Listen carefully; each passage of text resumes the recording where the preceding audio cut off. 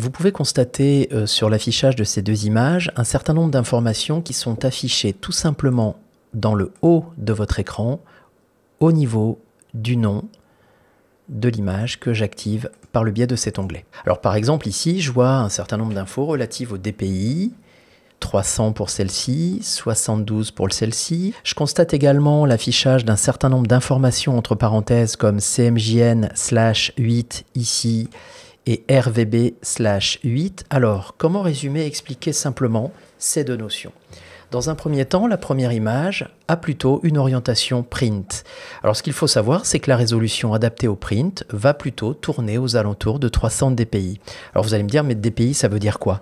Dpi ça veut dire point par pouce ou dots per inch, ce qui évoque une notion qu'on appelle la résolution de l'image.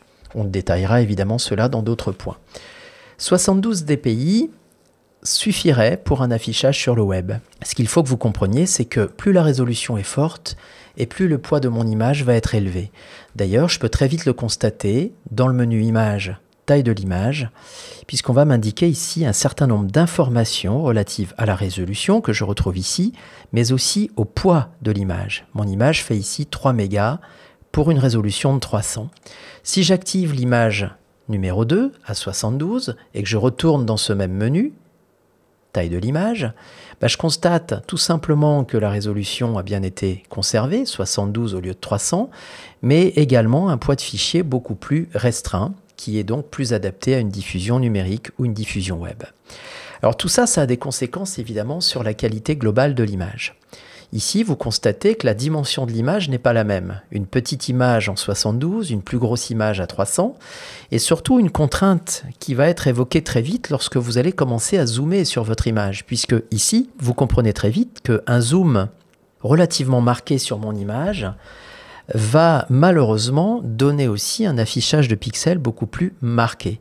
Vous comprenez que dans cette image-là, qui est déjà de taille confortable, un zoom va beaucoup moins être perçu comme une difficulté puisque je peux encore zoomer de manière confortable et obtenir un rendu qualitatif assez intéressant. Donc ça, c'est la première contrainte sur laquelle il faut que vous soyez briefé. La résolution évoque aussi la qualité et donc la possibilité pour moi de zoomer de manière confortable sur une image. Deuxième point très important, le mode couleur qui est évidemment adapté à ma finalité du moment. Alors bien évidemment, on pourrait ici détailler chaque mode colorimétrique, mais ce qu'il faut surtout comprendre, c'est que le mode CMJN va plutôt vous servir à imprimer. En fait, c'est une décomposition d'un certain nombre de couleurs, 4 en particulier, d'où le nom de quadrichromie, à savoir que nous allons ici distiller notre impression sur 4 couches de couleurs différentes qui sont le cyan, le magenta, le jaune et le noir.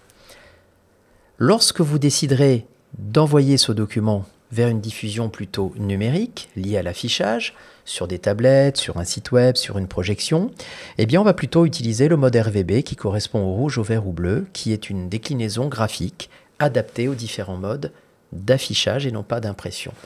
Donc voilà en résumé ce qu'il faut retenir dans un premier temps de cette problématique-là. La résolution évoque d'une part la qualité mais génère aussi un poids de fichier plus ou moins important.